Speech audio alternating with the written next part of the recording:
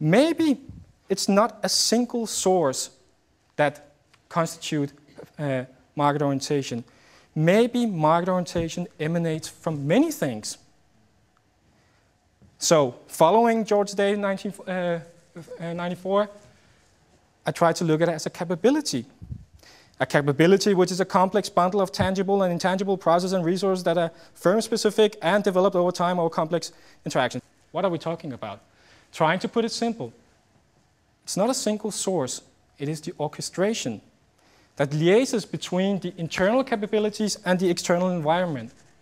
So the definition I'm coming up with is that market orientation is a capability that orchestrates and leverages the firm-specific resources, which seeks to achieve performance by balancing inside and outside capabilities by concurrently following the market and coining the market. In this definition, market orientation has a reactive side of it by following the market, trying to become aligned with it, and the proactive side. But wait a minute, who orchestrates? And how is it orchestrated? Looking at the literature on how market orientation leads to performance, there are a lot of contributions that corroborate the relationship, that there is an existence. But it's interesting to see that it's not that unanimous. There are a lot of factors making it different. Especially if we look into the non-American journals, we see that there is something that contests the direct relationship.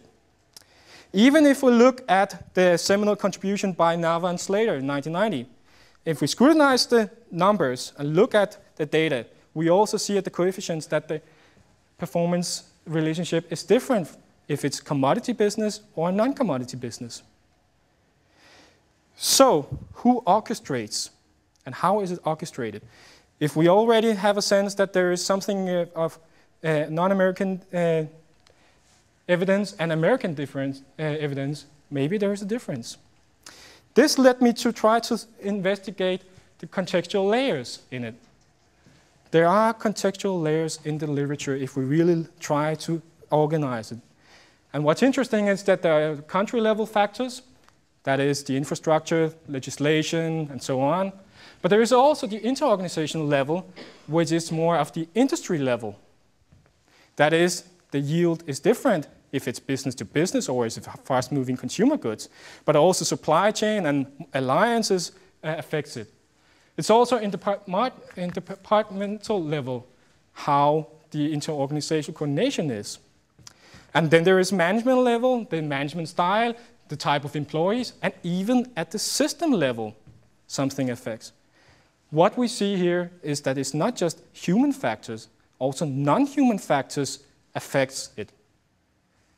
But what causes the performance relationship? Looking really into the literature again, we see there are a lot of factors and constructs that mediates and moderates the relationship. There are external environments, strategy, type, innovation, learning, and so on. And what's really interesting is that some of these factors have a stronger explanation on the performance yield. That leaves me in a little bit difficult situation. I now end up with a multidimensional definition of market orientation. There are multidimensional factors influencing the factors. There are multidimensional factors mediating and moderating the relationship.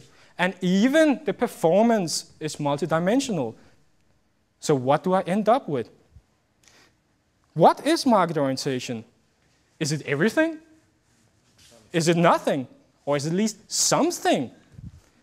Because the omnipresence, that is, we find it everywhere, and omnifariousness, we find it in everything, deflates its essence, making it really hollow and indistinctive.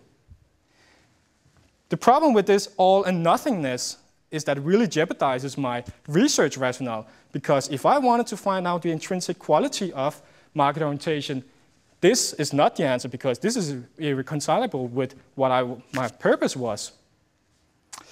So, what do? Should I yield to the all and nothingness? That maybe is a cheap answer.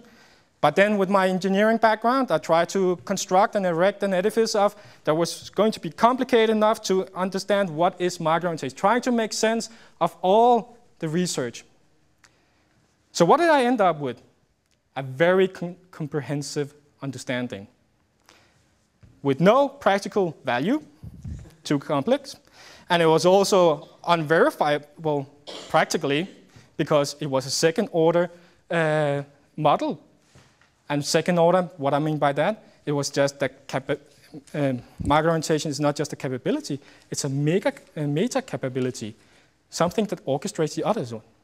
But this doesn't also make sense metaphorically, because then you have an orchestrator that orchestrates others, and this is not going to lead to a symphonic performance. But there is also something flawed in my research rationale, and that is, if I include more and more and more research, this model is just going to be more comprehensive, more comprehensive, more comprehensive, and ultimately we're going to end up with all or nothingness again. So, angry as I was, took me 6 months to develop this construct. Tried to say, okay, market orientation literature, away, and trying to see if I could find a different way to approach it. So instead of the jigsaw puzzle trying to develop the grand picture, I took another pattern. And that is organization theory. Organization theory, they develop accounts, you could say as a pictures of how to understand the relationship between organization and environment. Now, this led me to a lot of reading. The thing about organization theory for me is that for every theory I took in, new aspects of market orientation was evoked. Suddenly starting to realize market orientation from ways that the contemporary marketing literature didn't have looked at. But for every theoretic import, new implications arise, which led me to a new one. What I did end up with here, it was that all different accounts pointing at different directions of what is market orientation. Should I end up again with the all and nothingness? Or maybe I should try to abstract the theoretic level.